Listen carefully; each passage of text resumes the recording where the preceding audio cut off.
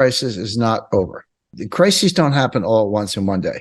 They emerge, regulators deal with them, the other new investors come in, they go, oh, it's all good, we got this under control. And then there's 2 or 3 months of a quiet period, and then they just pop back up again. It's because they were never fixed in the first place. A lot of people think this all started with Silicon Valley Bank, and that was March 10th, 2023, when the FDIC declared them, well, basically took over, put them into receivership. But that's not quite the right starting date. The day before March 9th, there was another failure. It was Silvergate Bank, not Silicon Valley, but Silvergate. Silvergate failed, basically closed its doors and went bankrupt. And they were an FDIC insured bank. They were a member of the Federal Reserve System. So they weren't some kind of weird, semi-bank or shadow bank or whatever you want to call it. They were a real bank. But they had one foot in the mainstream banking world at the Fed, but they had another foot in the crypto world. And they were actually a portal between crypto and dollars, and you could buy and sell crypto and get dollars. They would credit your account and all that. But when I saw the crypto collapse coming, or not coming, it happened. November 2021, Bitcoin was $69,000. By November 2022, it was down to around $13,000, give or take. So that was a 90+% collapse. And I saw that. I said, well, there's no way this is confined to Bitcoin. And I was right. A lot of crypto exchanges failed. But the question I kept asking myself, is there a danger, and there is a danger, that there'll be contagion from the crypto world to the banking world? That was the question I had, because crypto, it could all go to zero, knock yourself out. But if it goes into the banking world, we got much bigger problems. And it did. And Silvergate was that portal. Okay. Next day, Silicon Valley Bank fails. And the FDIC did a very interesting thing. They did their job. And by that, I mean, they issued a press release. The press release came out at 6 p.m. on Friday, March 10th, 2023. And it said, we are insuring all deposits up to $250,000. That's what we do. But if your deposit is more than that, you're uninsured. We're going to give you what they call a receivership certificate. Hang on to it. We'll get back to you in terms of what it's worth. You can't cash it in. We don't know what it's worth. We will then proceed to sell the assets of the bank, pay off creditors, and if, as and when there's anything left over, we'll distribute that to you on a pro-rata basis. But just hang on. We'll get back to you in terms of what this is worth. Well, it turns out that, of course, this was all known. Just had to look at the data. Silicon Valley Bank only had 3% insured deposits. 97% of the deposits were uninsured, and the amount was approximately $140 billion. And they weren't all like, $2 million A-round startups. You had Roku, Cisco, and other names, big Silicon Valley names that had multi-billion-dollar deposits. And for that matter, one of the crypto exchanges had a $3 billion deposit at Silicon Valley Bank. So it wasn't clear that they weren't going to fail. I mean, this was contagion and recontagion, if you want to think of it that way. So what happened over the weekend between March 10th and March 12th, all the crybaby billionaires, Bill Ackman, all these guys, they all go running to the White House saying, you don't understand what you're doing here. We got 200 startups in, Silicon Valley. They all got like 3-5 million. They got payrolls, they got employees, they got rent, they got technology development. You're going to destroy the tech sector if you don't bail this out. And so then on 6 o'clock Sunday, just 48 hours after the first announcement, by the way, I should add that going back to the Friday announcement, that actually came out of the Brisbane G20 meeting in 2014. In 2014, Brisbane G20, we were still in the aftermath of the 2008-2009 financial crisis. There was an uproar. Citizens were, pardon my language, they were just pissed off. The taxpayers bailed out the banking system, and all the billionaires kept their jobs. So Jamie Dimon, he's still collecting bonuses, Goldman Sachs, all of them. None of them failed. They would have failed, but for the fact that they were all bailed out. But the everyday Americans are like, unemployment's 9%. I lost my job. I lost my 401ks down 50%, et cetera.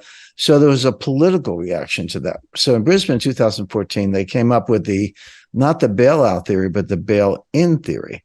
And bail-in means that if a bank fails, the investors, the stockholders, the bondholders, the depositors, they have to basically pay off the creditors. They have to pay off the depositors, and only when there's nothing left would the government maybe chip in. So what? And they put the world on notice. The insured amount in Europe is 100,000 euros. U.S. is $250,000. But the whole world was on notice. That's all we cover. Over that, you're on your own. Well, what the FDIC did on Friday was actually consistent with what they all said they were going to do in 2014. It was a bail-in, and if you had $1 billion deposit, you're going to contribute to the rescue. Within 48 hours, they did a 180-degree turn. They completely blew away the $250,000 insurance limit. They said, we're guaranteeing all the deposits, multi-billion-dollar deposits. By the way, a dirty little secret about what happened at the White House. I said that, the Silicon Valley billionaires were crying about all these little startups and all this stuff. The truth is, a lot of what Silicon Valley Bank was financing was green technology. They were a climate bank. And of course, that's all you have to say to the White House. Hey, this is green. And oh, yeah. Now, what were they doing? I don't know, battery technology, better windmills. None of that stuff works, by the way. But no. they were in the White House sweet spot by saying green, and they were. That was actually what they were financing. Everyone thinks, oh, somebody's working on an app. They weren't apps. They were like battery power. So they get bailed out. At the same time, on Sunday night, now we're talking March 12th, they closed another bank, which was Signature Bank. Something about S, Silvergate, Silicon, Signature, all the S's were going down. Now, Signature Bank was another interesting case, which was Barney Frank was on the board of Signature. And if that name rings a bell, just think of Dodd-Frank. Dodd-Frank, 2010, 1,000-page legislation. I know I met Barney. I know Chris Dodd very well. That was supposed to solve all the problems of the 2008, 2009 financial crisis, et cetera. Here, the author of the bailout legislation is on the board of the bank, and his bank gets shut down. Well, what's up with that? They bought government bonds, and when interest rates went up from 10-year note, treasury note yield to maturity went from 1 3/4 to 4. All those bonds lost 80% of the value. That's what happens on long duration bonds. Bond math is simple: rates up, price down, vice versa. Well, the rates were up, the price was down, so they were underwater and insolvent, and they got shut down. So Barney Frank's out whining the next day. He's like, "Hey, yeah." But that's true of every bank in the country. There's not a bank out there that didn't load up on treasury bonds at 1 3/4. They're all underwater. They're all insolvent. Yeah. And by the way, the Fed announced a facility. They always have these 4 initials. I forget what this one was, BA or whatever. But basically what they said was, if you're a member bank and you have treasury securities that are where the mark-to-market value is below par, so you paid $10 million, but they're only worth $8 million. And that was the case across the board. So they get trillion dollars or more of bonds that were in that category. You can deliver them to us, and we will lend you for 1 year the face value. So you're putting up 80 cents of collateral, but you're getting a 100-cent loan. I said, I got a 15-year-old car. Will you lend me what I paid for it? Because it's a lot more than it's worth now. But that's what they did. So now my head's spinning. I'm like, well, I get all this stuff, but I'm like, oh, so you just guaranteed every deposit in the banking system without limit, and you just guaranteed every treasury bond at par value without limit. Yeah. What's left? What else do you have in your bag of tricks? Because you don't have it. There's nothing else you can do. Go back to 2008, they guaranteed every money market fund in the country. So, but here's Barney Frank whining, hey, yeah, my bank was in trouble, but so was every bank in the country. Why did you whack me and give all these guys a pass? Well, the answer is, Signature Bank was another crypto bank. It had a portal called Signet, and Signet was a portal to the crypto world. And that's why they whacked it. Notice they whacked 2 crypto banks. So now it's Monday morning, where are we now? The 13th. Everyone's asking Janet Yellen, it's like, wait a second, what just happened? You guaranteed every deposit in the banking system. And she's like, well, no, not really. It's only if you're systemically important.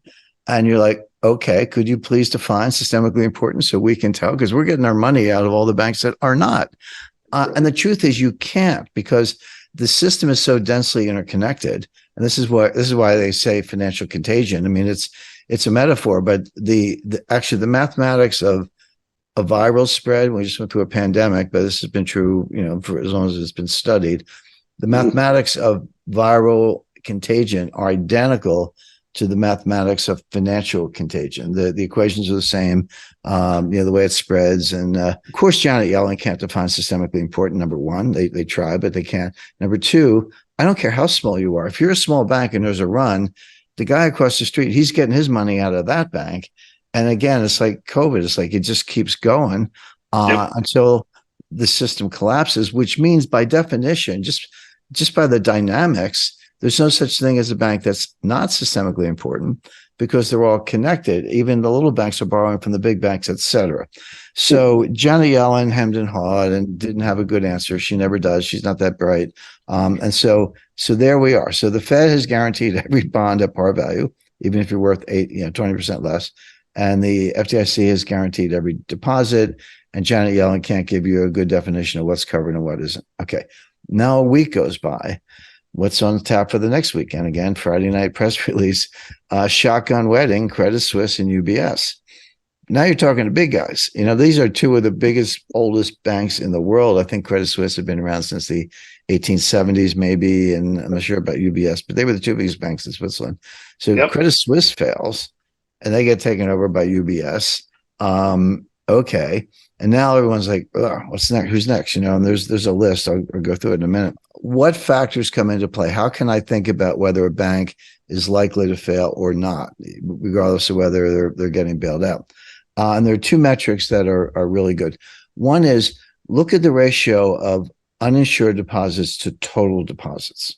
If that number is more than 30%, you're a sitting duck. And in Silicon Valley's case, it was 97%. They were 97% uninsured.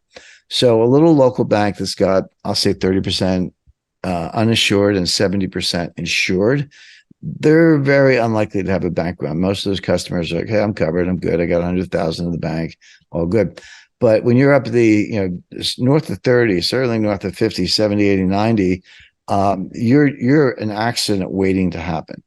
Yeah. The other metric is total assets. So there really are too big to fail banks. Doesn't mean they can't fail, but it means they're 100% guaranteed to get bailed out. And that list is well known. So who's too big to fail? Like you can put your money in, they can screw up really badly, and you're not going to get hurt as a depositor. Right. JP Morgan Chase, Wells Fargo, Goldman, the usual suspects, Goldman Sachs, US Bancorp, Capital One, TD, State Street, Citi, B of A, Morgan Stanley, PNC Financial, Bank of New York Mellon, Truist Financial, and BMO Harris. They're the giants, okay? Right. I'm not saying they can't fail. I'm saying that there'll be a safety net put under them, and no one's going to lose anything except maybe stockholders, but not bondholders, not depositors. But there's another category where you're bigger than the local savings bank, but you're not too big to fail. You're not on the list of giants. And these are banks with between approximately 100 billion and 400 billion of assets. When you get up closer to $1 trillion of assets, you're in the big leagues. But 100 billion to 400 billion of assets, you're big, and you're not too big to fail, but you're big enough to take down the system if you do. And these are the ones that are vulnerable, and these are the ones where depositors and stockholders in particular, really need to drill down. I'm not saying get all your money out tomorrow, but the banks that fit that category that I just described: Citizens Bank, Manufacturers and Traders, Comerica, Webster, East West Bank, First Citizens Bank, City National Bank, not Citibank, but City National, First Horizon, Western Alliance, Valley National, Synovus, Frost Bank, Pinnacle Bank, Cadence Bank, BOK Financial, and South State Bank. That's the list of banks that are big enough to cause a systemic crisis, but not literally too big to fail. That's not a small list. No, that's a lot. I lost count, but that's like 8, 10, that's like 15, 16. But they're all these are, and we, in our newsletters, we occasionally put out recommendations, not all at once, but buy put options on this bank because we think they're shaky. And remember, the stock can go way down, and the bank can still get bailed out. In other words, even if the bank gets bailed out and depositors don't lose money, it doesn't mean your stock can't go from 50 to 10. And that's that's no reason to buy a put option. But the number one bank on that list, going back to now I would say April, was First Republic, and everybody knew they were in trouble. And they got like a $30 billion, I think approximately, kind of a bailout. It was, the usual, again, Goldman Sachs, Morgan Stanley, Citi, a number of other banks on that A list that I described earlier, pitched in like $5 billion each, and they got $30 billion. But that was not capital. That was a loan. So they had liquidity. So you solved the liquidity problem, but you didn't really solve the solvency problem, which is a different issue. But everyone knew that was temporary because they had to pay it back, and how were they going to do it? And all they were really doing, they were propping up the bank long enough so the FDIC could find a buyer. It was JP, wasn't it? Yeah, sorry, JP Morgan. You're right. When JP Morgan won it, they got a sweet deal because they wanted the asset management business. They didn't care about the depositors. Totally. They wanted the asset management business, which is off balance sheet and recurring. Stock market will give you a 20 multiple on that. And they had to take some loans that might suffer losses, but the FDIC guaranteed the loans. So the downside was protected by the FDIC. The upside is all in Jamie Dimon's, purse. And there you go. And he got Bear Stearns for a song back in 2008 as well. Oh yeah, he's a very good bargain shopper, that Jamie Dimon guy. Yeah, Bear Stearns. That stock went from like 130, and the bailout number was 2. And then there was a lot of crying, and they said, "Could you give us 8 or something?" So he's finally said yes. So they got $8, give or take. I was like, "Oh, good, the crisis is over." We got through Silicon Valley Bank. The tech startups still have their working capital. First Republic got picked up by JP Morgan. Everyone else on the list seems to be doing fine. Market calmed down. The banking crisis is over. That's the Wall Street Goldilocks soft landing story. All right, let me explain why the banking crisis is not over. And for this, we're going to use a little financial history, which is underrated, but in my view, extremely valuable. Maybe just because I've been around long enough. I'm kind of a magnet for trouble when it comes to this. My first banking crisis was the Herstatt Bank in Germany in 1974.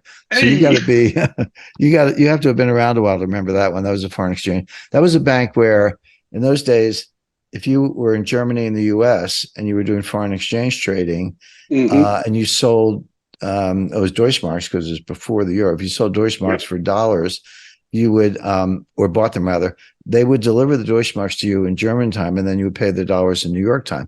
Well, they failed in between. They got all the Deutschmarks, but they never paid the dollars because they failed in the middle of the day. And that started a crisis. But anyway, it's a long list since then. But let me point to 2 in particular, and then I'll come back to 2023. So the first one I had some at a front row seat, 1997, 1998, the Asia-Russia LTCM financial crisis. Now, what people don't realize, people remember September 1998, LTCM's about to go under $1.3 trillion in derivatives. That's back when a trillion was real money. But it wasn't, the Fed had no interest in bailing out a hedge fund. I was there. I was their lawyer. We didn't expect a bailout. We're like, why would the Fed bail out us? I mean, it was mostly our money, by the way, so that's why we weren't lynched. But why would the Fed do that?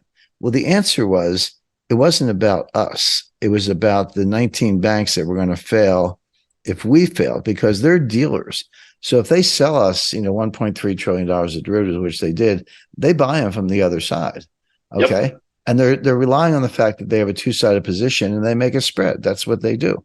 Well, if one side of the trade goes away, all of a sudden they're net short. They're naked on the other side, and they got to go out and sell stocks like $15 billion worth of stocks to cover the fact that they were long that much on their side of the swap. Well, I can tell you what $15 billion of fire sales stocks will do to the stock market. They would have closed the New York Stock Exchange and a lot else beside. So technically, they were bailing us out. We got $4 billion in cash. Put the fire out, brought it in for, filmed the runways, brought it in for a soft landing. But they were really bailing out Wall Street. And we lost the money. Wall Street put in the $4 billion, but then Wall Street owned it. And they got all their money back a year later. But they put out the fire. But here's my point. That didn't start in September 1998. That started in June 1997 in Thailand. When Thailand had a run on the bank, dollars were leaving the country. They had pegged the Thai baht to the dollar. And people panicked. They said, because money had been going in for resorts and casinos and who knows what else. And everybody wanted their money back, taking the dollars out. The Central Bank of Thailand could not maintain the peg. They imposed capital controls, said no more dollars, and we're going to devalue the baht, which meant for a U.S. investor, all your money was worth a lot less. That then spread to Malaysia, Indonesia, Singapore, pretty quickly spread through Asia. And then it went to Korea. And the old expression, the time to buy is when there's blood in the streets. Sadly, in Korea, there was blood in the streets. People got killed in financial riots in September, October 1997. But here's the point. It entered a quiet period in December, January, February. Things calmed down and everyone said, it's okay. And by the way, the long-term capital was fine. At the time, we were like looking into Asia for investment opportunities. But then it came back in April in a small way because Sandy Weil was selling. He was merging Citi and Travelers. He owned Solomon, and he told the Solomon guys, "I don't want any volatility in earnings because I don't want to mess up this deal. So you guys have to reduce your books." But the process of Solomon getting out of swaps widened the spreads. We're sitting there long term, like, hey, spreads are blowing out, buy more. That was the way they thought about things. And then, of course, it came to a head in August. Russia defaulted on their internal debt, their external debt, and devalued the ruble. It was like a trifecta. And then that caused a panic, and then it got worse. And then finally the bailout at the end of September. But my point is that took a year and almost a year and a half. Yeah. And there was a long quiet period in the middle. So just when you see a crisis evolving and then there's a quiet period, don't assume it's over. It just means that things have been patched up, but it's still percolating below the surface. The second one, of course, the 2007, 2008, 2009 global financial crisis. Now, what happened there? Everyone remembers September 15, 2008, midnight on a Sunday, because you can do it electronically, Lehman Brothers files for bankruptcy, okay?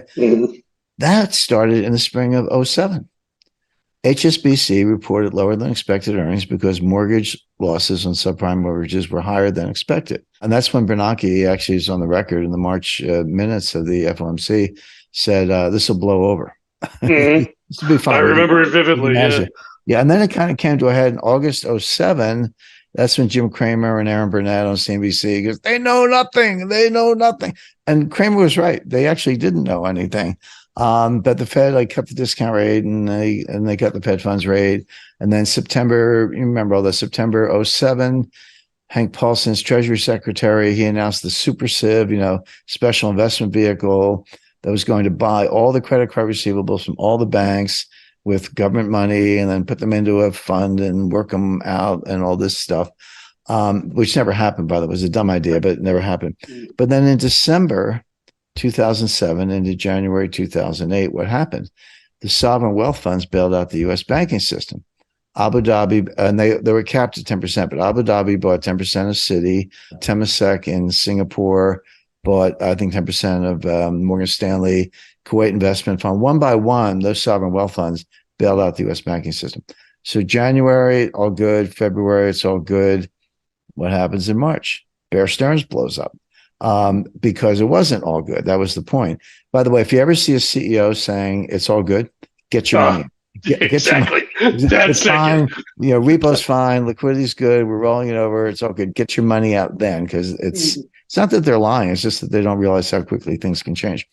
So then, okay, so March, Bear Stearns blows up. What happens in June? Fannie Mae. What happens in July? Freddie Mac. What happened in August? The Congress passed legislation bailing out Fannie Mae and Freddie Mac. So once again, this is your second quiet period. It's all good. The Congress saved the day. even though Bear Stearns, Fannie and Freddie had just blown up, the Congress in theory bailed them out and it was all good. And that lasted about a month. And then September, here comes Lehman. So my point is financial crisis can have one or more quiet periods. In fact, they usually do. Everyone remembers that when the Krakatoa erupted, but they don't know when the shaking began. They forget that these things usually have a year or longer. So if that's the case, and it is the case, I mean, those are just the facts. What should we say about the 2023 banking crisis? Well, we had this again, March 9th, March 10th, March 12th, March 19th, May 1st, this sequence of failures, big ones, including Credit Suisse. From May to August, we're in the quiet phase. Everyone thinks it's all good.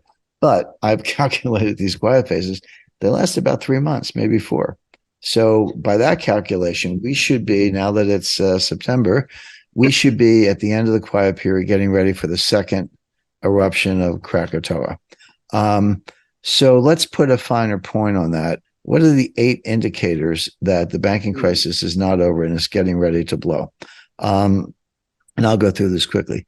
Downward sloping yield curves. Now that, yield curve is just the x-axis are the maturities, the y-axis is the interest rates. Yield curves are supposed to be upward sloping. The longer the maturity, the more interest you're supposed to get. If I'm lending to you for 1 month, I want a certain rate. If I'm lending to you for 10 years, I want a higher rate because I'm taking more risk, more bad things can happen. Well, the yield curves are actually going down. What does that mean? It means that the big money, the wholesale money, expects a recession, maybe a financial crisis, and they think interest rates are going to drop like a rock. So why would I take less on my 10-year note than on my 1-month treasury bill? Well, the answer is I think that 4% on the 10-year treasury note is going to look pretty sweet when rates hit 2%. So that's what the market is betting. Number 2 is kind of the same thing. There's a downward slope in the SOFR futures curve, SOFR system overnight financing rate. Secured overnight financing rate. It's basically what the euro dollar used to be on the CME, but they got the SOFR thing. But they're downward sloping. Now they're same message. It's a little different contract. These are futures contracts, so you can go out 1 year, 2 years, 3 years. But whereas the treasury curve is a spot bet on a long-term rate, the SOFR curve is a long-term bet on a spot rate. Now, as you're betting on what you think overnight rates are going to be a year from now. Again, downward sloping, which means the big money says rates are going to be lower. Well, why would they be lower unless you're going to be in a recession? Third one are negative swap spreads. A swap is basically 2 banks or 2 hedge fund and a bank, 2 counterparties basically say, I'll pay you fixed and I'll take floating from you. And, you pay me floating and I'll receive and I'll pay you fixed. So you're basically swapping interest rate. Now, it's the same thing as owning a bond. If I buy a 10-year note in the market, I'm a dealer. How do I finance it? I finance it in the repo market. I finance it in the overnight. So I'm receiving a fixed rate on a 10-year note, and I'm paying an overnight rate in the repo market. Okay, receiving fixed, paying floating. So all a swap does is like, hey, let's do the same thing, but forget the bond. Like, why do we need the bond? Let's just pay fixed and receive floating, or vice versa, and we'll synthesize the bond holding with one important distinction, which is if I actually own a treasury note and I'm financing it in the overnight market, I'm getting a rate on a government guaranteed security. If I do a swap with you and I'm receiving fixed, you're not government guaranteed. You might be a really good bank, high quality bank. So in theory, I should want a little higher fixed rate from you than I can get from the treasury to compensate me for the credit risk. That's not happening. The fixed leg of the swap, which is bank to bank or bank to hedge fund, that rate is actually lower than the 10-year treasury note. Well, why would I take a lower rate from a bank or hedge fund than I can get from the treasury? It's not a credit issue. Nobody thinks that credit is better than the treasury. It's a balance sheet issue. If I do a swap, it's off balance sheet. If I do a treasury, it's on balance sheet. What does that tell you? It tells you the balance sheets are constrained. It tells you the banks are shrinking the balance sheet. It tells you there's a credit contraction. It tells you that there's a shortage of dollars. There's a shortage of collateral. None of these things are good. Treasury bill auction yields are from the Fed are lower than the Fed will give you for a phone call. So the Fed has a reverse repo facility. If you're a dealer, all you have to do is call up and say, I'll give you cash, send me some treasury bills, and pay me interest on the cash. And I'll keep the interest on the treasury bills. And they will for a phone call. Well, but I can also go into the market at auction for the treasury and buy treasury bills at auction. So, but those treasury bill rates at auction are lower than what the Fed will give me for a phone call. So why would I fight competitively to get a rate that's actually lower than what I can get for a phone call? The answer is the treasury bill you get from the Fed cannot be rehypothecated. I have to hold it on my balance sheet. I can't lend it to somebody else. Whereas if I own a bill outright, I can give it to UBS and they can give it to JP Morgan, they can give it to Deutsche Bank. The rehypothecation is the whole chain of leverage in the entire banking system. This is behind the curtain of the Eurodollar market. So the point being, if I'm willing to take a lower rate on a bill that I can pledge than I can get for a phone call, it tells you that there's a collateral shortage. It tells you that I'm desperate to get my hands on that treasury bill that I can pledge because there's not enough collateral to go around. The strong dollar, everyone's like, the BRICS are taking over, the dollar's falling apart, debt to GDP ratio is 130%, the US is going broke, forget the dollar. Really? Well, why is the yen crashing? Why is the euro crashing? Why is sterling crashing? Why is the yuan? They're fighting desperately to keep it above 780. Why is the dollar getting stronger against every major currency in the world if the dollar is the currency of a country that's going bankrupt? The answer is there's a dollar shortage that, believe it or not, for all the money the Fed printed, the amount of leverage in the system is 100 times that. So, so it goes back to collateral shortage, bill shortage, dollar shortage, shrinking balance sheets, liquidity. There's a whole global liquidity financial crisis coming at the same time there's this whole recession coming. And we haven't talked about the recession, but those are the rest of my issues. Declining macros and world trade shrinking. That hasn't happened since the Great Depression. Industrial outputs declining, rising inventory to sales ratios. That means the warehouses are full. They can't sell the stuff. And then finally, icing on the cake, massively increasing losses in commercial real estate. So these are all hard data points that speak recession and global financial crisis and tell me Jones and S&P peaked in January, like the first week of January 2022. Those indices are down significantly from where they were almost 2 years ago or over 2 years ago. So you can talk about the bull market all you want. They're down over the last 2 years, period. Now, has there been a rally lately? Yeah, and there have been 4 or 5 along the way. And I'm not saying you can't make money, but I'm saying that in this volatility, up and down, the trend is down. So let's not get too excited about the stock market because the trend is down, as I described. Just look at a 3-year chart. You'll see exactly what I'm talking about. Now, where do we go from here? Oh, stock markets are bubbly in the face of something horrible. Where we've seen that before. I mean, the stock market during the cycle around the 2007, 2008 financial crisis. Remember, that crisis started in the spring of 2007. It kind of reached a fever pitch in August 2007. That was when Jim Cramer had that famous meltdown with Aaron Burnett on CNBC. They know nothing, et cetera. But the stock market actually peaked in October 2007. So there we are 6 months after HSBC warned about rising defaults in mortgages, 2 months after the Fed almost caused a meltdown. Jim Cramer called them out in August 2007. But the stock market peaked in October 2007. So stock markets go their own way. They're supposed to be leading indicators. They're really not. So first of all, the stock market is not peaking. The peak was 2 years ago. Right. And the peak is exactly when I said kind of November 15, 2021. So that's more than 2 years ago. And it still has not regained that peak. So that's the reality. Now, you're right, Matt, there's some rallies, but there's some big dips along the way if you look at that. So, okay, right now we're in kind of rally mode. Why is it rallying? Well, interest rates are going down. This started in kind of mid to late October, the Fed signaled that maybe they're done raising interest rates, and maybe they are. And we'll talk more about that as we get closer to the December meeting. So if interest rates go down, stocks go up. That's the narrative. Wall Street always has a narrative for you. Goldilocks, soft landing. There's no such thing as a soft landing, by the way. There are hard landings, there are crashes, and there are booms, but there's no such thing as a soft landing. If you're going down, you're going down. So that's why stocks are rallying right now, because interest rates are coming down. But what people don't stop to ask is, okay, interesting. Why are interest rates coming down? Could it be we're in a recession? Could it be we're seeing disinflation, maybe even deflation? Could it be industrial production is down, which it was? That was reported the other day. Initial claims are up. That was reported the other day. Unemployment ticked up a little bit, not huge, but in the last employment report at the beginning of November. This is in addition to the more technical signs. I don't want to get too far in the weeds in terms of inverted yield curves and negative swap spreads and a lot else.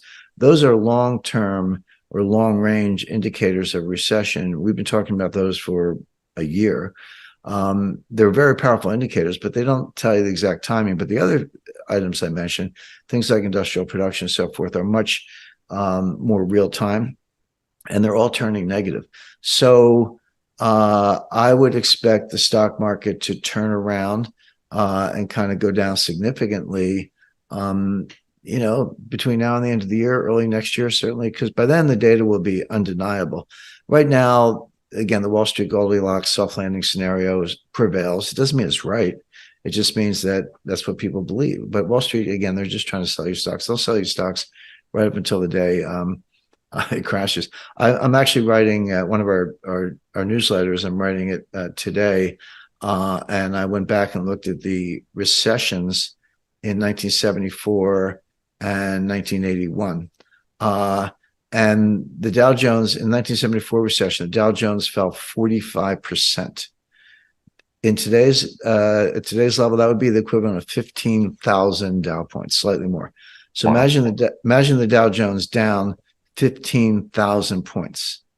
That's a 45% decline from today's level, and that's what happened in 1974. It's not ancient history. What caused it? Well, it was the Arab a war in the Middle East and Arab oil embargo and higher oil prices. Does it sound familiar? I mean, that's kind of what we're going through right now. We're going back to 2021 with the supply shock. And then in 1982, 81, 82, that recession, the NASDAQ fell 38%. So, peak to trough. So that's what a real recession looks like. And that's what a stock market crash, a summit conference of, the utmost importance. But we have a problem, which is our president is senile, physically disabled, cognitively in decline, not really able to negotiate in any sense of the word, can barely process, sentences and paragraphs. If you look at his press conference, he had note cards. Doing a little outline or something. That's a little reminder. That's not a bad thing. But he was staring at the note cards, trying to find the reporters, getting pre-programmed questions, giving programmed answers, and was only up there for 20 minutes. Not much of a press conference. But in terms of what happened, I think the background is important. Biden had been trying to get this summit for a year. Through Tony Blinken, who's the Secretary of State, Jake Sullivan. They sent Gina Raimondo, actually, who's the Secretary of Commerce. She seemed to have better dialogue with the Chinese than Biden, who was having none at the time. Gavin Newsom, the governor of California, went to China. So there were all these points of contact, and finally, they got a summit conference. But President Xi was not even returning Biden's calls. The White House would call and he would blow it off. The only reason it happened was there was an Asian multilateral group meeting in San Francisco. It wasn't really about the United States. It was about this group, and they meet, all over the world, or at least in their member countries on a rotating basis. It happened to be the United States' turn. They had it in San Francisco. So Xi wanted to be there because of his interaction with the other Asian countries, Malaysia and Indonesia and Thailand and others. Those are important relationships for him. So he's coming to the United States. It's kind of hard not to meet the president. But they had been blowing up Biden for a year. and not getting anything done. So finally, they had the summer conference. The most important thing on the agenda was not discussed, which was the application of artificial intelligence to command and control networks in nuclear missile systems and nuclear weapon systems. Obviously, a pretty scary topic, but a pretty important one. If you go all the way back to the early 1960s, there was a lot of talk about nuclear warfighting at the time, and there were two movies. One was a black comedy called Dr. Strangelove, and the other one was a serious drama called Fail Safe with Henry Fonda. But both of them involved, nuclear wars set off either by rogue actors or accidents, and that's been a problem ever since. I actually happen to know what how the chain of command works in terms of how you actually push the button. I don't want to get into it in a lot of detail, but it's there are Marines ready to shoot rogue actors and sailors ready to shoot the Marines. I mean, it's pretty tightly controlled with deadly force. But if you introduce artificial intelligence into any of that, you can't really have any confidence as to how it's going to turn out. So that's what they want to talk about. They didn't talk about that. Obviously, the United States and China are both working hard on artificial intelligence applications. Military is a big one, although there are many others. So that didn't get discussed. They talked about fentanyl.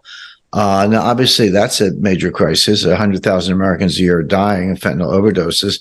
And it's coming in from Mexico, and the border's open, so there's practically no way to stop it. But it's to the point now, they used to make the fentanyl in China and then smuggle it into the U.S. Now they make the fentanyl in Mexico, but you still need chemicals, what are called precursor chemicals, and other equipment to do it. That's still coming from China.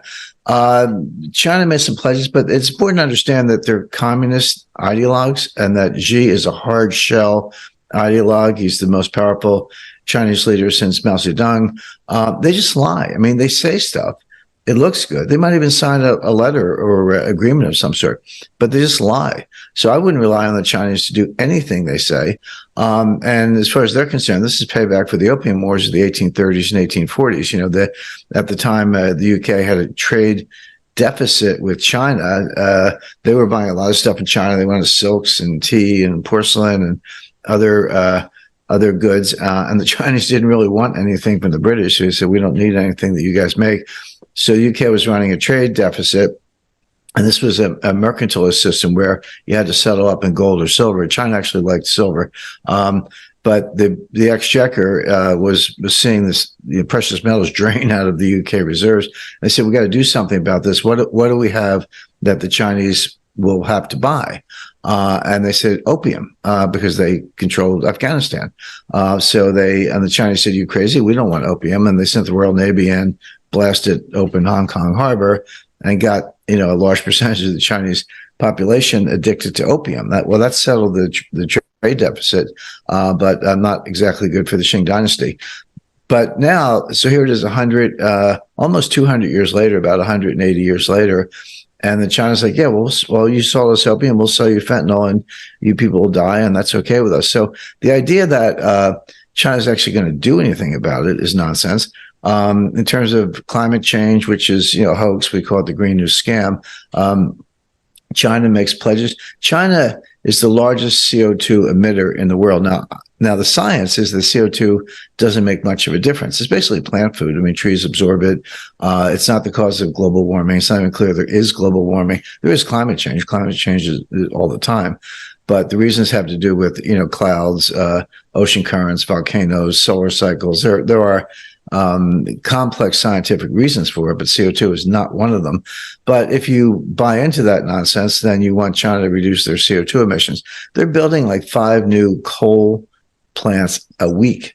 So they don't have much oil. They have some, but not a lot. And but they do have a lot of coal. So they talk a good game, but they don't do anything, and they don't care. It's not like they're incompetent. They just actually don't care, and they lie. So the really big issues were not discussed. Other issues were discussed. No significant agreements were reached, and the Chinese lie about it, so they don't do it anyway. And Biden doesn't know any better. So I would say the whole thing was a show. Okay, it looked good. You got a two-shot of Biden and Xi, but it didn't really amount to anything. Oh, now just to top it off, and I'll wrap up, Matt. After Xi left, after the summit conference was over, Biden was doing another presentation, and Tony Blinken, you got to see this video. Tony Blinken sitting in the front row as the Secretary of State, and Biden calls Xi a dictator. Now you spent a whole that was the exact word. You spent a whole year trying to get a meeting. The guy blows you off. Finally says, "Okay, we'll meet," and then the meeting's over, and Biden goes, "The guy's a dictator." Blinken cringes. He's like moving. He's like, I can't believe you said that. After everything we went through. So again, Biden's just out there, barely mentally competent, saying whatever he wants. He's kind of a mean-spirited, nasty guy. Kind of punk from Delaware. It was either a non-event or a disaster. Take your pick. Yeah. Jim, why don't we stick on that line of thinking, because we have questions about China. So sure. Obviously there was a meeting here. Let's talk about China in general. Is there any way that China avoids a recession? Because this will have big impacts on the markets if they can't avoid that. What are you seeing, or what are you hearing just about China and the markets and what's going on with their economy? Well, they can avoid a recession by lying about the data, which they also do. But in real terms, no. Now let's define recession. Let's put it in the Chinese context. China had been growing at double digits, 10% or more, sometimes 15% per year, compounded for 15 years, going all the way back to 1990. 1994 was really the takeoff point. Deng Xiaoping did some major reforms beginning as early as 1979. There was good growth in the 80s. My first visits to China were in the early 90s. I was there, not counting Taiwan, because I've been there a number of times, but mainland China, Shanghai. And I actually get out in the country and, south of Nanjing, and been to Xi'an, Wuhan. I've been to Wuhan. I was kind of ground zero for the pandemic, up and down the Yangtze River. So I've been around China, but I started in 1991. And so that's, like 30 years, over 30 years ago. But there were no Americans there. I ran into Brits, Australians. You run into Australians everywhere you go. Some Germans, but no Americans, because it was not long after Tiananmen Square. Tiananmen Square was 1989. The U.S.-China relations went into a deep freeze. Again, I didn't meet an American while I was there. They just weren't around. But it was really 1994 when things took off. And through 2008, China just grew enormously from a very low base. So you get that kind of, double-digit compounding. Yeah, that's an enormous growth, but from a low base. But if you go back to 2007, kind of before the global financial crisis, if you picked up The Economist or the Financial Times or the New York Times, whatever, they would say, well, China's going to surpass the United States in terms of economic output. And they were even giving dates, which is a simple extrapolation from the data. They were saying 2031, 2032, whatever it was, the U.S. is growing like this, China's growing like this, and China's going to surpass. And I said at the time that was nonsense. And the reason is that, yeah, that was the growth track record, but you can't just extrapolate from that. Economies go through stages. You go from low income to middle income to high income. The U.S. is obviously high income, along with Switzerland, Norway, and a number of other countries. But there's something in economics called the middle income trap, which is you can get from low income to middle income pretty directly, assuming you're not utterly corrupt. You bring people in from the cities. You bring people in from the country. You bring them into the cities. You build housing. There's nothing luxurious about it. It's not much more than a dormitory, but they have housing. They have public transportation. They can get to work. They do assembly style manufacturing. We're not talking about, the German auto industry. We're talking about like Lego style manufacturing, where you put things together. People say, well, they make iPhones. Well, they do make iPhones, but all the parts are made elsewhere. They're made in Germany, South Korea, Japan, and elsewhere, actually 26 countries for the iPhone. And China just puts them together. It kind of assembles it, puts a case on it, and ships it out. So that's, I don't want to say easy, but that's pretty direct. But then the question is, how do you get from there to high income, meaning, $20,000 a year per capita or higher? The answer is you can't do it the way I just described. That's middle income. To get to high income, you have to have high technology and high value added. You have to invent stuff. You have to find things that are highly scalable, that are original. The Chinese are not good at that, and neither is anybody else. There are only a couple countries that have ever pulled this off. Singapore is one, Hong Kong, Taiwan, Japan. Although Japan's, they had a highly educated population before World War II. They were decimated in World War II, but then when they came back, they had a lot of foreign investment, but they had a well-educated population. So it's very hard to do. So China's stuck there. So you can't just take those growth figures and go, oh, by 2031 they'll pass this. What's happened is it's leveled off. Now, China has slowed down a lot. They've gone from 10% to 7% in terms of annualized growth. They've gone from 10% to 7% to 5%. They're stretching right now to get to 5%. And then in addition to that, you have to look at the components of growth. So there's consumption, investment, government spending, and net exports. And there are many subcomponents in that, including inventories and a lot of other categories. But China, the United States, for example, is about 70% consumption and 25% in investment. And then the rest is government spending and net exports, which are very small factors. I know we have $1 trillion deficit, but we get a certain amount of that's $1 trillion in the context of a $23 trillion or $25 trillion economy. So it's not a big factor. But with China, it's different. Their consumption factor is down around 25%, but their investment factor is 45%.